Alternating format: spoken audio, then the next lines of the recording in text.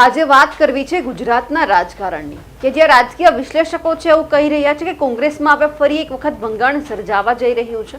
કોંગ્રેસની અંદર ક્યાંક બગાવતના સૂર ઉઠ્યા છે, પણ આજે વાત કરવી છે કોંગ્રેસની અંદર બગાવતના સૂર નથી, પરંતુ કોંગ્રેસે સમજવા જેવું છે અને એમાં પણ ખાસ કરીને કોંગ્રેસની આ વાતથી ભાજપે પણ સમજવા જેવું છે અને ભાજપે એમના ઉપર ધ્યાન આપવાની જરૂર છે। નમસ્કાર, નિર્ભય ન્યૂઝ સાથે હું છું રીતિ। એક આંકડો અમારી સામે આવ્યો છે કે જેમાં અત્યાર સુધીમાં કોંગ્રેસના કેટલા એવા દિગ્ગજો છે કે જેમણે કોંગ્રેસનો હાથ છોડી અને ભાજપનો ખેસ ધારણ કર્યો છે। હવે આ વાત ઉપરથી એ સમજવાનું છે કે ભાજપમાં તો એવું જોડાયા છે, પરંતુ આવનારા સમયમાં ભાજપે પણ આટલા નેતાઓથી સાવચેત રહેવાની જરૂર છે, કારણ કે જ્યારે ભાજપ સત્તા પક્ષમાં હતું એટલે કોંગ્રેસના ઘણા ખરા નેતાઓ એવા હતા કે જે હાથ છોડી અને ભાજપમાં ચાલ્યા ગયા। હવે એક આંકડો સામે આવ્યો છે 2012 થી લઈને અત્યાર સુધીનો કે કેટલા કોંગ્રેસના એવા દિગ્ગજો છે કે જેમણે કોંગ્રેસનો છેડો ફાડી અને ભાજપનો કેસરીયો ખેસ ધારણ કરી લીધો છે। નામની શરૂઆત કરીએ। નીમાબેન આચાર્ય, છબીલભાઈ પટેલ, જસ્સા બારડ, રાજેન્દ્રસિંહ ચાવડા, પ્રભુ વસાવા, પરેશ વસાવા, કુંવરજી હળપતિ, દેવજી ફતેપુરા, અનિલ પટેલ, હકુબા જાડેજા, રાઘવજી પટેલ, તેજશ્રી પટેલ, કરમસિંહ પટેલ, અમિત ચૌધરી, બળવંતસિંહ રાજપૂત, સીકે રાહુલજી, છનાભાઈ ચૌધરી, માનસિંહ ચૌહાણ, રામસિંહ પરમાર, વિઠ્ઠલ રાદડિયા, જયેશ રાદડિયા, નરહરી અમીન, દલસુખ પ્રજાપતિ, ઉદયસિંહ બારિયા, નટવરસિંહ પરમાર, કુંવરજી બાવળિયા, જવાહર ચાવડા, પરસોત્તમ છાબરિયા, જેવી કાકડિયા, આશા પટેલ, બાવકુ ઉંધાડ, પીઆઈ પટેલ, અક્ષય પટેલ, ધવલસિંહ ઝાલા, વલ્લભ ધારવિયા, પ્રવીણ મારુ, પ્રદ્યુમનસિંહ જાડેજા, મંગળ ગાવિત, શંકર વારલી, જીતુ ચૌધરી, સોમાગાંડા પટેલ, અલ્પેશ ઠાકોર, બ્રિજેશ મેરજા, જીવાભાઈ પટેલ એક્સ એમપી છે, હાર્દિક પટેલ ને ચિરાગ પટેલ।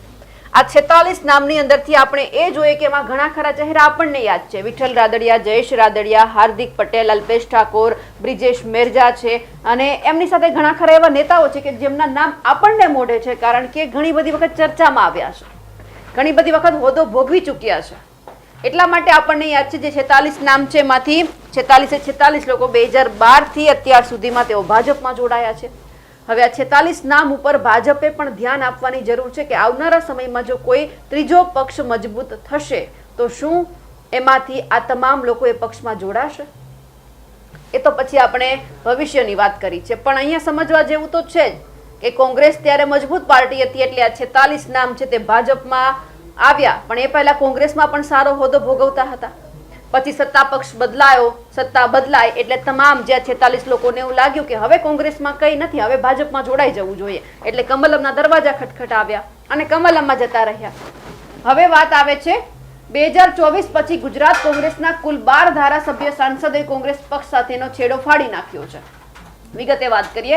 ચિરાગ પટેલ ધારાસભ્ય ખંભાત છે, ચિરાગ કાલરિયા પૂર્વ ધારાસભ્ય જામજોધપુર, સીજે ચાવડા જ્યારે લોકસભાની ચૂંટણી હતી ત્યારે તેમણે પક્ષ પલટો કરી અને ભાજપમાં આવ્યા હતા, વિજાપુરમાં ફરી એક વખત પેટા ચૂંટણી થઈ। નારાયણ રાઠવા જે થોડા સમય પહેલા જ જે પૂર્વ સાંસદ છોટાઉદેપુરના છે તે પણ ભાજપમાં જોડાયા હતા। સંગ્રામ રાઠવા પૂર્વ પ્રમુખ નગરપાલિકા, જયંતિ પટેલ પૂર્વ પ્રમુખ જિલ્લા કોંગ્રેસ મોરબી, જોઈતાભાઈ પટેલ પૂર્વ ધારાસભ્ય ધાનેરા, અમરીશ ડેર એ પણ આપણે એક મોટું માથું કોંગ્રેસનું હતું અને એ અચાનક ભાજપમાં જોડાઈ ગયા। પૂર્વ ધારાસભ્ય અને કાર્યકારી પ્રમુખ અર્જુનભાઈ મોઢવાડિયા આ વ્યક્તિ ઉપર હંમેશા ચર્ચાનો વિષય છે, કારણ કે કોંગ્રેસમાં જ્યારે હતા ત્યારે હંમેશા પોતાના લોકોનો અવાજ બનતા હતા, એટલે આપણને ખબર છે કે અર્જુનભાઈ એક મોટું માથું પોરબંદરની અંદર કહી શકાય, કોંગ્રેસની અંદર પણ કહી શકાય। અચાનક લોકસભાની ચૂંટણી જાહેર થઈ અને તેઓ ભાજપમાં જોડાઈ ગયા, ફરી એક વખત ત્યાં પેટા ચૂંટણી થઈ, અર્જુનભાઈ જીતીને આવ્યા।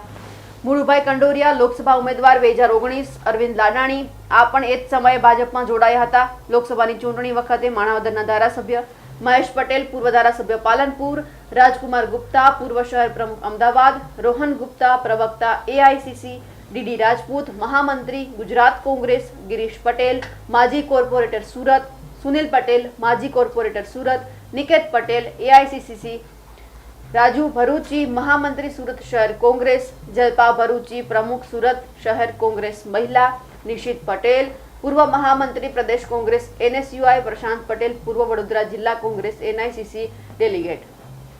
આટલા નામ છે 46 અને ઉપરથી જે આ 12 જે વધારાના નામ સામે આવ્યા છે કે જે હમણાં જ પક્ષ પલટો કરીને આવ્યા છે, હવે આમના ઉપર સમજવા જેવી એક વાત એ છે કે આટલા લોકો જો કોંગ્રેસમાંથી ભાજપમાં જોડાતા હોય તો કોંગ્રેસમાં કોઈ જ એવા આપણને એંધાણ ના દેખાય કે એમાં બળવો થવાનો છે, કારણ કે આ લિસ્ટ ક્યાંક ને ક્યાંક કોંગ્રેસ તરફથી જ સામે આવ્યું હશે. ભાજપને શું ફરક પડે કે આ લિસ્ટ બહાર પાડીને, એમાં તો જોડાઈ ગયા એટલે એમને તો વાંધો જ નથી કે ચાલો જે વધારાના આપણામાં આવ્યા છે હોદ્દો આપી દઈશું. ઘણા બધા નેતાઓ એવા છે, આમાંથી જે નામ તમારી સામે અમે રાખ્યા છે એમાંથી ઘણા બધા હોદ્દો ભોગવી ચૂક્યા છે અને ભોગવી રહ્યા પણ છે. હવે અહીંયાથી ભાજપે સમજવા જેવું છે, આ અત્યારે લિસ્ટ કોંગ્રેસ બહાર પાડી રહ્યું છે. ધીમે ધીમે હવે સત્તા પક્ષમાં તમે છો, બધાનો એક દાયકો હોય છે એટલે બધા પોતપોતાની રીતે તૈયારી કરતા હોય છે. પણ જો આવનારા સમયમાં હવે આ 46માંથી ક્યાંક કોઈકને એવું લાગે કે ચાલો હવે મંત્રીમંડળ અને સંગઠનનું વિસ્તરણ થવાનું છે, નામ હોય કે આપણે બદલીશું, તો આવનારા સમયમાં ક્યારેક તો આ બધો ફેરફાર થશે તો અમારું નામ આવશે.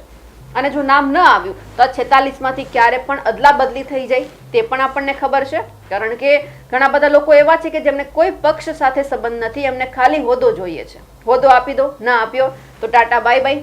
ઘણી ખરી વખત આપણે જોયું પણ છે, પક્ષ પલટો થતા પણ જોયો છે. ચૂંટણીમાં તો આપણે હર વખતે આવું હોય છે, ટિકિટ ના આપીએ એટલે અમે ભાજપમાં જતા રહીએ, ભાજપે ટિકિટ ના આપી તો પાછા હતા ત્યાં ને ત્યાં.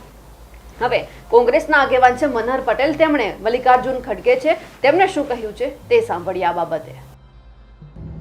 गुजरात प्रदेश कांग्रेस समिति में पिछले 20 सालों में करीबन 75 से ज्यादा कांग्रेस पक्ष के वरिष्ठ नेताओं ने जो एमएलए और एमपी कैडर के हैं उसने पार्टी को छोड़ दिया. छोड़ने वाले नेताओं ने दो प्रकार के हवाले दिए. कुछ लोगों ने विचारधारा का हवाला देते हुए पार्टी ने छोड़ा, तो कुछ लोगों ने प्रदेश नेतृत्व पर सवाल खड़ा करके पार्टी ने छोड़ा. स्वाभाविक बात है कि विचारधारा से भटके हुए नेताओं को हम कुछ नहीं बोल पाने वाले, लेकिन जिस लोगों ने गुजरात प्रदेश कांग्रेस समिति का नेतृत्व पर सवाल किया, वो सवाल हमारे लिए गंभीर प्रश्न खड़ा करता है.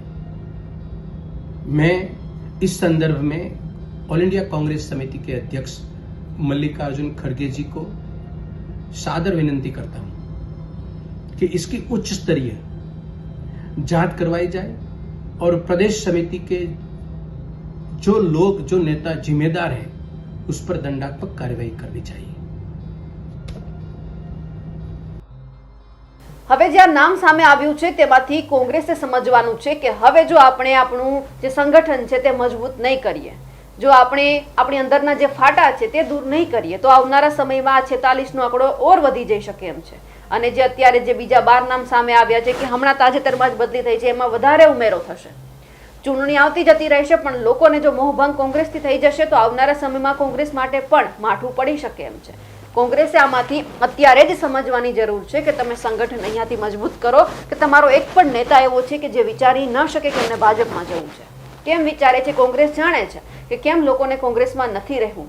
આટલા વર્ષો જૂની પાર્ટી, આમાં તમે જો કોંગ્રેસમાં બધું જ હતું, પણ એ સમય હવે દૂર નહોતો રહ્યો કે લોકોને કોંગ્રેસથી ક્યાંક એવું લાગતું હતું કે નફરત થવા લાગી, કોંગ્રેસ કંઈ કામ કરતું જ છે નહીં, કરે છે તો ભાજપ. લોકોને એવું લાગવા લાગ્યું તો નેતાઓને પણ એવું થયું કે ચાલો હવે આપણા સમય આવી ગયો છે, આપણે હવે કોંગ્રેસમાંથી ભાજપમાં જતા રહીએ. એટલે હવે અહીંયા કોઈ જ બગાવતના સૂર ના કહી શકાય આમને, પણ આમને ખાલી કહી શકાય કે કોંગ્રેસે આ લિસ્ટ ઉપરથી સમજવા જેવું છે કે 46નો આંકડો અને આ 12નો આંકડો વધવો ના જોઈએ. અમારા અહેવાલને લઈને આપનું શું કહેવું છે કમેન્ટ કરીને ચોક્કસથી જણાવજો. સાથે જ અમારી નિર્ભય ન્યૂઝ ચેનલને લાઇક, શેર અને સબસ્ક્રાઇબ કરવાનું ભૂલશો નહીં. નમસ્કાર.